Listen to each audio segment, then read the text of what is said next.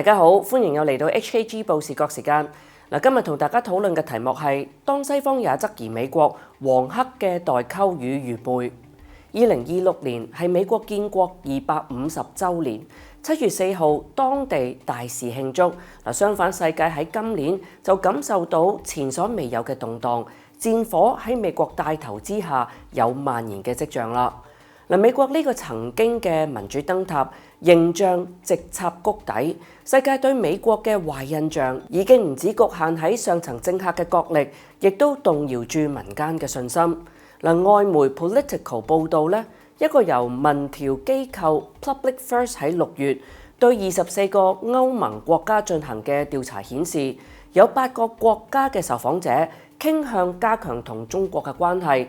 9個國家嘅受訪者咧就傾向同美國保持密切關係。7個國家嘅受訪者就未有明顯嘅傾向啦。而喺14個國家入邊，最多人答 I don't know 唔知道，揀呢個答案嘅人數咧就比支持親中同親美嘅人數仲要多。喺外媒嘅渲染之下，西方民間對中國嘅偏見已經係根深蒂固。但係而家對親中定係親美嘅取向咧，急速就收窄啦。唔知道呢個答案嘅潛台詞，更加就係對美國投下咗唔信任嘅一票。難怪報道就用到顛覆長期以嚟嘅地緣政治忠誠嚟形容美歐之間嘅裂痕。就喺全球都質疑美國嘅時候，有人上演獨醒嘅一幕啦。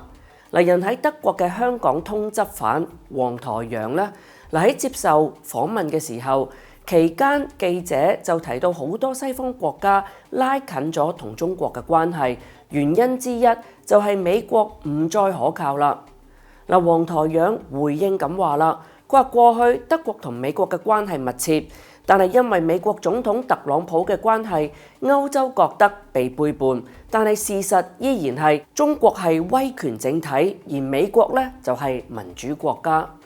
今時今日喺特朗普用盡行政權力嚴受掣肘、自比國王之下咧，只見到美國有主而見唔到民。甚至連美國內部都開始對體制產生唔信任嘅時候咧，難為黃台仰仲有面繼續推崇美式民主。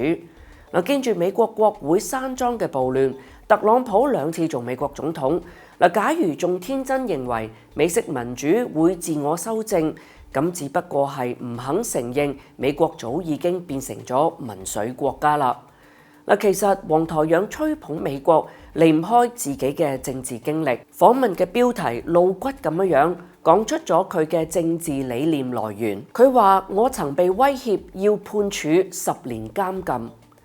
黃台仰呢就涉及喺2016年嘅旺角暴動而被起訴嘅，最後就選擇咗走佬去到德國。當年香港國安法仲未出台，係冇得賴國安嘅年代，10年監禁同國安係無關嘅，而係清清楚楚嘅刑事罪行。黃台仰為咗自我洗白，就借住2019年嘅黑暴，將犯法同追求民主、對抗中國威權掛鈎。為咗彌補失敗、延續政治奪權，黃台仰明知美國叛道，見到歐洲醒覺，佢仍然只可以寄望美國。原因就係歐洲冇實力對付中國，為咗要打擊中國，哪怕中國發展得再好，就俾佢形容係所謂嘅強迫勞動同埋缺乏自由啦。不過酒醉都有3分醒嘅。黃台仰再針對中國，仍然將美國同特朗普分割。但就有人更上一層樓，為咗要踩低中國，由衷咁崇拜特朗普。黃色才子陶傑、前人民力量主席袁利明，對於特朗普嘅政策總係大讚特讚嘅。稍為同美國打對台嘅民主國家，好似英國啊、加拿大，曾經嘅同路人就成為咗佢哋批鬥嘲笑嘅對象啦。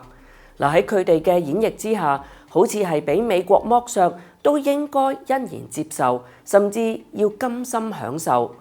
只係因為特朗普係制衡中國嘅救世主嚟嘅。呢一種凡係出自特朗普嘅政策，甚至連讓步錯失都被演繹成特朗普喺度捉緊一盤大棋，背後理念高深莫測，由主張仰賴制度變成吹捧信奉人治。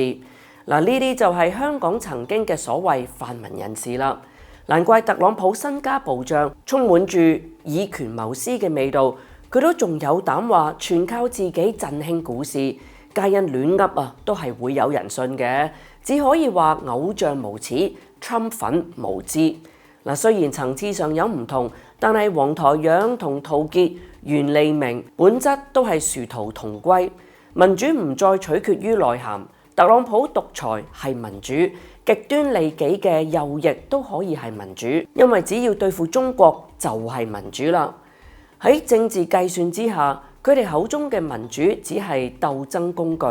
嗱，呢一種只係局限針對中國嘅民主觀念，令到黃黑分子同世界脫節。自從特朗普重返白宮，無論係對內嘅移民政策，仇視民主黨州份；嗱，對外嘅關稅戰、侵略戰，引發世界出現疑美論。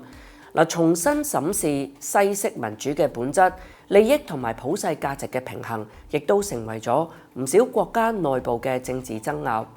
當西方開始民主內鬥嘅時候，黃友繼續講中國威權、渲染威脅，十足就同世界有代溝啦。如果話佢哋以前係因為民主傲慢而自視過高，而家離地就更加係走火入魔。香港議題備受冷落，黃黑分子唔再受重視，俾某一啲嘅國家地區用完即棄，其實就係民主愚昧嘅折墮啦。好啦，今集嘅 HKG 報視角嚟到呢一度，下一集再見，拜拜。